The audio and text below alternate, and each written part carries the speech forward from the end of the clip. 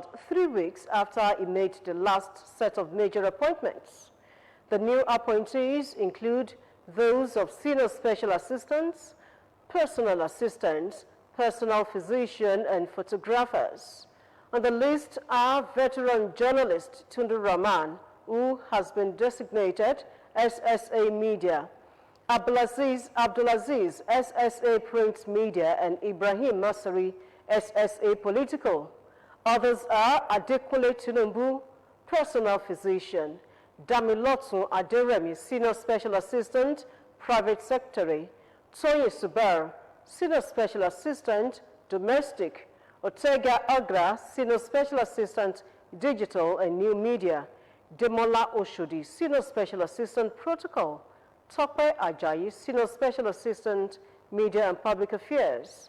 Others are Yetunde Shekuni, senior special assistant, Moturayo Jinodu, senior special assistant, Shegun Dada, senior special assistant, social media, and Paul Adekoye, special assistant, logistics. Meanwhile, President Bola Tinubu has written to the Senate seeking the confirmation of service chiefs. Senate President Godswill Akpabio, who read the letter at the resumption of the plenary session on Tuesday, said the service chiefs would be screened by the entire Senate in its chamber at the yet-to-be-announced date. Meanwhile, Senate President Godswill Akpabio has announced some standing committees, namely appropriations, public accounts, ethics and public petitions and establishment. Akpabio, who spoke at Tuesday's plenary session, revealed that Senator Solomon Adiola would chair the Appropriations Committee, while Senator Ahmed Wadada is to chair the Public Accounts Committee. In another development, Senator representing Ogun Central Senatorial District, Alhaji Shuaib Afolabi Salis, is upbeat about the checks and balances responsibility of the 10th Senate, as opposed to the view in some quarters that the red chamber may end up as rubber stamp. He expressed this optimism while featuring an OGTV current affairs program, Hot Seats. Your checks and balances responsibilities. Are you saying the 10th Senate will be confrontational when they have to? Will they reject views when they have to? We won't be confrontational. We will be engaging. But at times engagement may not work. No. Engagement, you see, the people of Ogun Central are not going to take an excuse for me to say I'm a first timer. I got to go and do the job that they elected me to do. If that job requires us to look the Secretary of State in the face and say, this cannot fly, we will say so. If they require us to collaborate, we will collaborate. But we will not go with the framework of, for us to be seen to be doing our work, let us antagonize. We won't go from that template. We will go from the process of engagement. We will go from the process of maturity. We will go for, and by the way, this is also the first time. People forget as well that the president has been a senator. The vice president got elected as vice president from the Senate. The wife of the president became first lady from the Senate. The secretary of the government of the federation is a senator. The deputy chief of staff is a senator. That was Senator Salis Dai. Members of the Ogun State House of Assembly has begun the presentation of the inaugural speech disclosing the plans and programs for their constituents within the next 4 years, with a member representing Abeokuta North State constituency, Honorable Babatunde Tella, and his Ifo2 counterpart, Honorable Folawewo Salami, conversing more developmental projects in their respective constituencies. Correspondent Kolawole Osho covered the plenary. Details are in this package. Presenting their inaugural speeches, member representing Abeokuta North State constituency, Honorable Babatunde Tella, and his Ifo2 counterpart, Honorable Folawewo Salami, disclosed their plans and programs for their constituents within the next 4 years. They also said that quality representation that will bring about sponsorship of people-oriented legislations, effective financial appropriation with focus on facilitation of democratic dividends to the people will remain their priority. According to them, special attention would be accorded the passage of legislations that would address critical issues of qualitative development, including human resource empowerment, affordable healthcare service, agricultural revolution, rural development, curbing cyber crimes, environmental protection, industrial development, promotion of trade and commerce, as well as good road network, amongst others. My focus will be towards championing initiatives that address the diverse needs and concerns of my constituents, particularly in the area of education, health care, agriculture, infrastructure, housing, and empowerment. And their concerns are addressed through legislation and reflect their needs and aspirations. I shall aim to bear my experience as local government chairman of the local government. Likewise, my finance and accounting knowledge. This knowledge will guide me in the discharge of my legislative duties, including the appropriation of public funds. They noted that their oversight functions will be geared towards even distribution of resources, promotion of accountability and transparency to create value for government resources by ministries, departments and agencies of government. The lawmakers also commiserated with the people of Gbagura Kingdom on the demise of the late Agura of Gbagura, Oba Sabor Babajide Bakri, and in memory of the Ogun Central Chairman of the All Progressives Congress, Chief Fong Abiola, as the assemblymen observed a minute silence in their honor. They described the deceased monarch and the party stalwart as worthy monarch and community leader who left their indelible marks on the sand of time through their individual contributions to the development of the society. In the meantime, Ogun State House of Assembly has passed a resolution calling for the observation of every 20th August as the annual Isheshe Cultural Day and to be declared as a work-free day in the state. Again, Kolawole Osho covered the plenary. Details are in this package. The passage of the resolution on observation of Isheshe Day as work-free day in Ogun State followed a robust debate by the state lawmakers, resulting in a motion moved by the majority leader, Honorable Sharif Yusuf, and seconded by the minority leader, Honorable Lukman Adeleye. Contributing to the motion, members said the resolution was aimed at propagating the rich culture and tradition of the state, thereby preserving it for the upcoming generations. Other members stated that the resolution would go a long way in boosting tourism and the uniqueness of the culture and tradition of the state. In his response, Speaker Oluomo lauded his colleague lawmakers for their contributions leading to the passage of the resolution, which will give proper identity to the cultural values of the people, with a clarification that the declaration of public holiday remained the exclusive of the federal government, thus the proposed work-free day.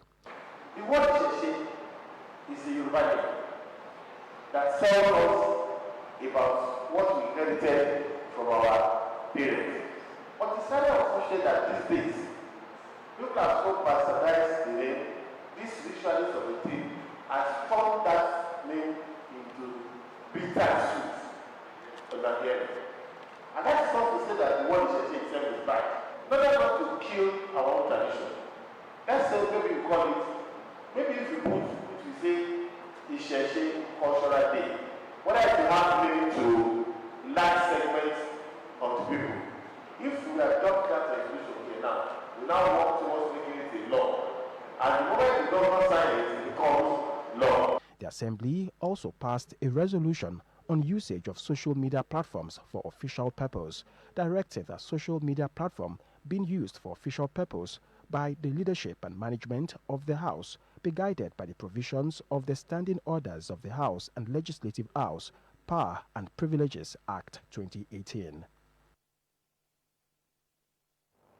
The commendable efforts of the current administration in creation of special agro-processing zone and cargo airport has favorably positioned Ogun State for export, and stakeholders in exportation activities said the need to leverage on it by developing products that the state is known for to shore up foreign earnings. The chairman of the State Committee on Exports and Permanent Secretary, Minister of Industry, Trade and Investment, Dr. Oluola Aikulola, made this known at the quarterly meeting of the committee held at the conference room of the ministry at Okemoso, Abeokuta. Matthew Shoumi reports. As the nation continues to explore various means to attract foreign earnings and increase its gross domestic product to help reflate the economy, the importance of this gathering is very evident as members of the State Committee on Exports converged for their quarterly meeting. Chairman of the committee and Permanent Secretary, Ministry of Industry, Trade and Investment, Dr. Oluola Aikulola, in his remarks, harped on the need for more concrete steps to be taken in realizing the goals of the committee by ensuring effective participation of all stakeholders. We have provided the human resources that will team up with you and make all these things work. State Coordinator, Nigerian Export Promotion Council, and the State Promotion Advisor, Mrs. Francisca Odega, while using the opportunity to reel out the achievements of the Council and the state, itemized the survey of the products the state has comparative advantage, support for industries to enable them benefit from the export potentials, and reveal the plans for the next quarter. That committee on value chain, when they're monitoring the evaluation, this will create windows for opportunities in selected products. We need to have to make windows for these two products to gain national significance. Not just that, we have to develop templates for monitoring and evaluation. So this I want to throw to the house. Let us deliberate and see how we can package products that will touch everyone. There were presentations on the goals of the committee and one local government, one product program as the stakeholders gave their inputs on the achievements of the goals. You want to talk about how goods from Nigeria can be taken out in such a way that we want to have a formidable group or groups that will concretize that idea. The Permanent Secretary summed up the outcome of the meeting. What the Nigerian Export Promotion Council is doing is to ensure that they identify comparative advantage products that can be developed. Thank God for the initiative of His Excellency for the agro-cargo airport. We also have SAPZ. And along that express, we also have a quality laboratory. The minutes of the committee's meeting for the last quarter was read and adopted by the House. Matthew Shoumi, OGTV News. Still ahead, court orders probe of prosecutor in Stella Odua's alleged forgery case.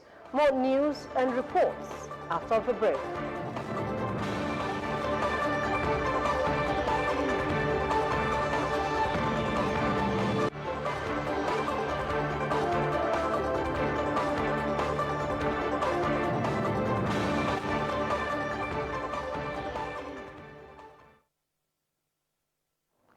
You're still watching OGTV News. The House of Representatives has asked universities to suspend the implementation of the recent increase in fees, which it said is capable of causing students to drop out of school.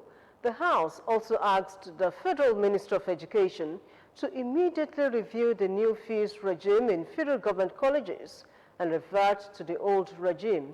It said the federal government should take immediate steps to adequately fund the education sector by increasing budgetary provisions to ensure that Nigerian students have access to quality and affordable basic and senior secondary education. The House also resolved to investigate the increase of fees by all federal universities and the hike in school fees for students of federal government colleges across the country, with a view to finding lasting solutions to the challenges in the sector. As the governorship election tribunal sitting continues in Ogun State, 29 witnesses have so far been presented by the petitioner, Oladipupo Adebutu of the People's Democratic Party, against the first respondent, the Independent National Electoral Commission, INEC, and the second respondent, Prince Abeokuta of the All Progressives Congress. The petitioner and the two respondents were adequately represented at the tribunal sitting at the Magistrate Court, Ishabo, Abeokuta. Elizabeth Esson reports. 10 witnesses, all from Idowa in Odo-Ogbolu local government area of the state, were presented before the tribunal by the petitioner, increasing the total number of witnesses presented so far to 29.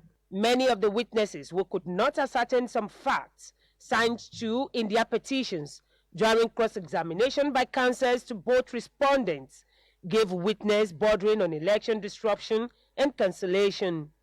The lead counsel to Prince Abeokuta, Professor Taiwo Shipito, in his submission says his hope remains high as the tribunal progresses. Well, we're all having fun. We're enjoying ourselves. They've brought their own witnesses. They have said their own. Then we have done our job by also engaging them in very forensic cross-examination. For me or for us, no cause for alarm. There's no cause for alarm. We are just on course. The sitting was thereafter adjourned. Elizabeth Esson, OGTV News. Every 11th of July is marked by the United Nations as World Population Day. The aim is to raise awareness, advocate reproductive rights, and encourage policies and programs that support sustainable development and the well-being of individuals. Ayodeji Oluwumi in this report x-rays the advantages of the numerical strength of Nigeria towards national development. His report. A population is the complete set group of individuals, whether such group comprises a nation or a group of people with a common characteristic. India tops the global ranking for the world's most populous nation, followed by the likes of China, United States of America, Indonesia, amongst others. Since 1987, when the war hit the mark of 5 billion, they dawned on United Nations that something has to be done so as to at least create awareness on population issues. Nigeria remains the most populous nation in Africa, but how does the country take advantage of the numerical strength for national development? When you look at the growing populations, the government needs to make use of the figures to plan for them in providing major infrastructural amenities for all the inhabitants. But if it fails as a government or as a people to look at the variables of the figures that is growing, then we find ourselves in a much more problem. It's only a qualitative population that can contribute meaningfully to the development of a nation. And that is why it's a collective responsibility by the government and the people. The theme of year 2023 World Population Day is unleashing the power of gender equality, uplifting the voices of women and girls to unlock our world's infinite possibilities.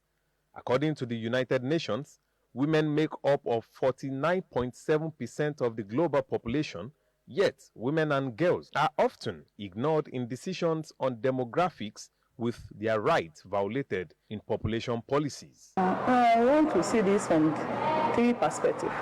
Firstly, the father and the mother of the children at home should give equal rights to their children at home. So schools should try as much as possible to be given some roles, some posts to female learners in the class. Society should try as much as possible to give, they should not have this in mind that a post is meant for male alone. The concept of this theme is obvious that there's a need for us to have a paradoxical change from our thinking that, of course, women or female children are weaker. World Population Day is celebrated annually every 11th of July.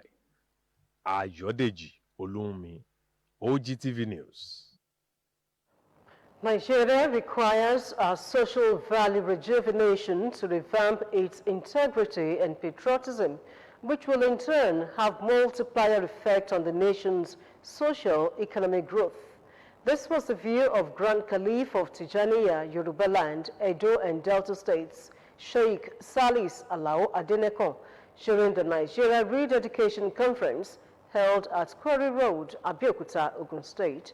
Aderonke Adeyemi reports. In a move geared towards refurbishing Nigeria and its economy in order to improve patriotism of Nigerians, Faida Tijaniya of Yorubaland, Edo and Delta State organized a rededication conference in hope of shaping the image of the country. The event, which was in three folds, kick-started with prayers for President Bola Ahmed Tinubu in hope that the administration will have divine direction.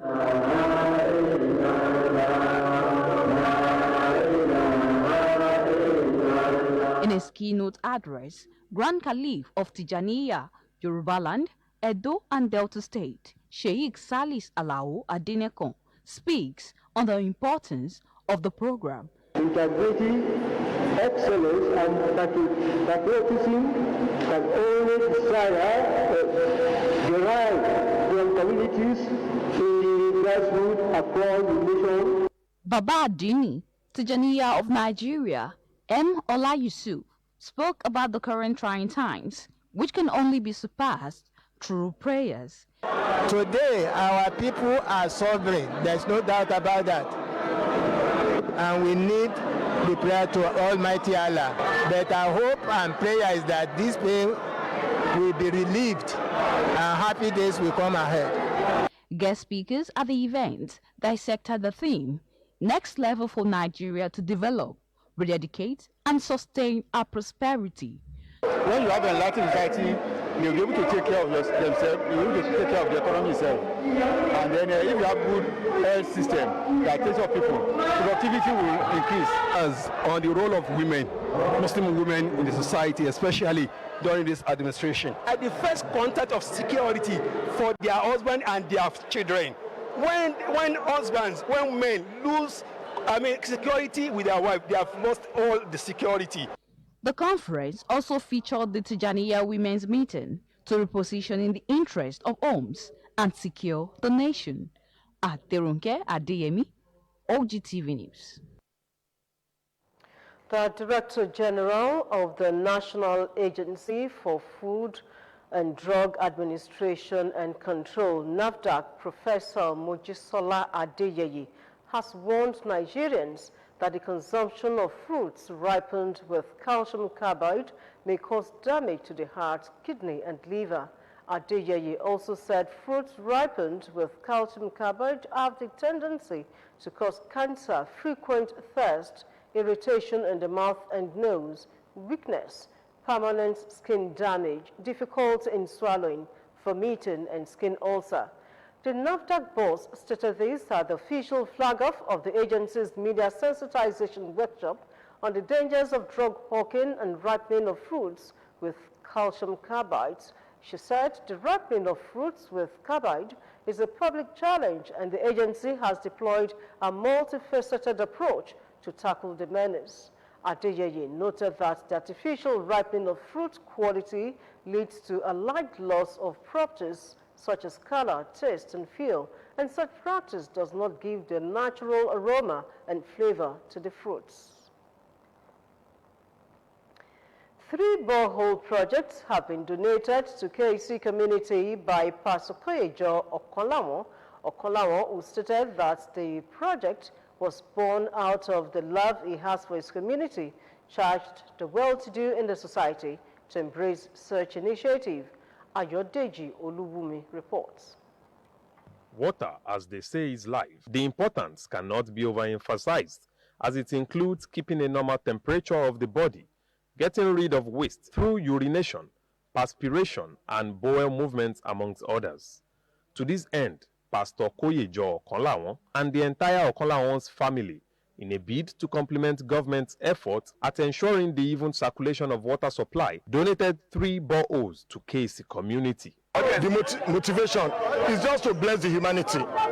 It's just to let people know that good things can still come out of Jerusalem. This is where I was born, this is where I was raised, this is where I grew up, this is where I went to school, and I saw it befitting to come back home and do something. And this is just the beginning of great and mighty things that God will do if we all cooperate in Jesus' mighty name. Expressing their delight, residents and beneficiaries of the borehole project said the initiative will no doubt ease the struggles of accessing water supply. It's really great. It's a great blessing for us. So we really appreciate it for this idea. So it makes everything easy for us. Because we need water, we consume a lot of water in the facility. When we have delivery, we need to take care of the patients. So it makes everything easy for us. Water is very important, and this will no doubt end our sufferings of seeking water. May Almighty God continue to bless the facilitator and always preserve his ways. They further promised that the project would be guarded and protected jealously, as they will ensure mechanisms are put in place for proper maintenance. Ayodeji Olunmi, OGTV News. Justice James Omotosho of the Federal High Court, Abuja, has ordered an investigation of the prosecution counsel, Ibrahim Muhammad, who filed an 8-count charge against Senator Stella Udua. The court is inquiring how the charge sheet, which was filed in June by the Economic and Financial Crimes Commission, is being prosecuted by the police. The controversy began when the matter was called and the counsel, Muhammad, announced his appearance for the Nigeria Police Force. He told the court that the defendant, Stella Udua, was not in court because the investigating police officer said she could not be served because she was indisposed. The judge went further to inquire about who signed the charge, which the prosecutor affirmed. President Bola Tinubu has expressed sadness and grief over the latest round of violence and killings in Plateau State. The president condemned in strong terms the most recent bloody killings in Mangu local government area of Plateau State and parts of Benue State. President Tinubu found very depressing the first-rate reprisal attacks, needless and avoidable bloodletting among communities in the two states. The president, in a statement by presidential spokesman Dele Alaki, said to build viral, peaceful and prosperous communities demand tolerance and forgiveness for every perceived wrongdoing. He urged community leaders, religious leaders, traditional rulers, social cultural organizations, as well as the leadership of Arewa Consultative Forum, Jamaatul Nasir Islam and Christian Association of Nigeria to work together to help foster genuine and long-lasting peace. He, however, charged the governments of Plateau and Benue states and the emergency response agencies to provide support and immediate relief to victims who have been displaced as a result of the conflicts. There has been a heavy clampdown on groups and kidnappers in parts of Ogun State. Parading the suspect, Ogun State Commissioner of Police Abeokuta Alamutu said his command will not fold its arms while some unscrupulous elements make life unbearable for residents of the state. Fawara Adesanwo reports that a 66-year-old man and his neighbors who have been investigated for defiling a 7-year-old child were among those paraded. His reports. It was the maiden press conference of the Commissioner of Police Ogun State Command, Abeokuta Alamutu. You will recall that on my assumption of office, I did warn that all kidnappers, all cultists, and all land grabbers in the state should either relocate peacefully or have a change of heart. Francis Okere, father of 4, was said to have been reported by the residents of Shomorin and Kenta Abeokuta with his gangs, alleged as members of Eye Court Group, was paraded with one cut-to-size English long gun, and 3 live cartridges. Commissioner of Police Alamutu also announced and paraded some suspected cultists terrorizing Shagamu and its environs. Weapons from them included 1 locally made double-barrel gun and locally made quarter-size gun with 1 live cartridge and criminal charms. Also on parade were Saka Olawale and his group, who were accused to have disrupted the annual Ojúde Ọba 2023 celebration with locally made guns. 1 Ademola Idowu, male, 77, father of a minor, was paraded with his neighbor, Oluwatobi Adebisi, male, for defilement. The above randy father and his neighbor have been having unlawful carnal knowledge of the 7-year-old girl. She has been referred for counseling and emotional therapy. Some of the alleged suspected cultists and rapists react. Yes,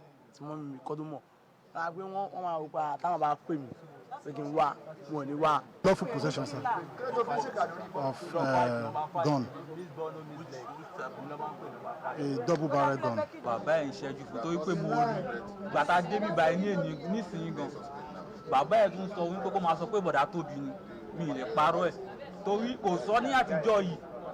Alamutu restated the readiness of Ogun State Police Command to deal decisively with anyone who chooses to take crime as business in the state. Adefowora Adesanwo, OGTV News. Business News is next on our lineup.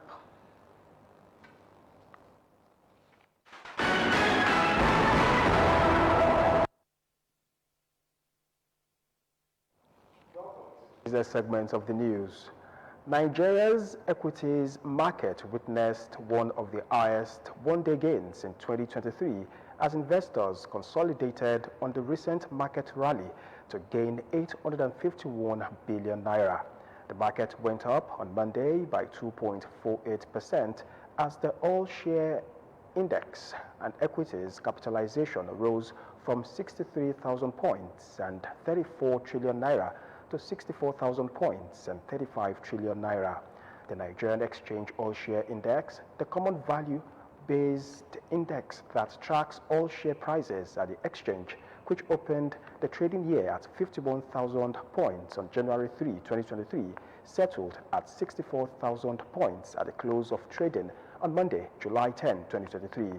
This represents a 26% growth seen in just a few months. Nigeria currently accounts for 33% of the total gas reserves in Africa, the federal government has said, while disclosing this through the Nigerian Upstream Petroleum Regulatory Commission. It added that the gas reserves in Nigeria could last for about 94 years. The Chief Executive Officer, Benga Komolafe, disclosed these in Abuja at the Nigerian Association for Energy Economics 16th Annual International Conference with the theme Energy Revolution, Transition and Reform, Prospects for African Economies. It said it was important to note that oil and gas will continue to guarantee energy security for Nigeria's massive population, estimated to be about 200 million. It noted that over the last 2 centuries, the world had witnessed the evolution of various energy sources from the traditional biomass to coal, oil and gas, hydropower, wind, solar, blue hydrogen, and other renewable energies. Firms unable to file their company's income tax returns for the 2023 year of assessment that fell due on June 30 have been given up to August 2023 to submit their returns to the Federal Inland Revenue Service, FIRS. The FIRS, in a statement by Johannes Oluwatobi Bojuola, Special Assistant Media and Communication to the Executive Chairman, FIRS, explained it received numerous calls from companies requesting for the extension of time to submit their company's income tax returns as they were unable to meet up with the deadline due on 30th June 2023. The FIRS noted it agreed to extend the deadline for submission of CIT returns to companies as a measure of goodwill and in line with relevant provisions of the Companies Income Tax Act. All companies whose CIT returns for the year 2023 of assessment that fall due between 30th June and 31st August 2023, both days inclusive, are given up to 31st August 2023 to submit the returns to the service. And finally, on the business segment of the news, the Nigeria Customs Service, NCS, has vowed that it will not allow saboteurs to take over the country's economy. This is coming on the heels of the smuggling which permeated the premium motor spirit PMS petrol before the removal of subsidy. Comptroller General of Customs Adewale Adeniyi, who was asked whether there were still incidences of premium motor spirit PMS theft after the removal of subsidy, said the crime has reduced. He spoke in Abuja at the sensitization workshop on Nigeria Customs Service Act 2023. The acting customs boss said to prevent the smugglers from hijacking the economy, it is now monitoring the situation closely. And that's the business segment of the news. Many thanks for watching. It's back to Bujisola for the rest of the bulletin.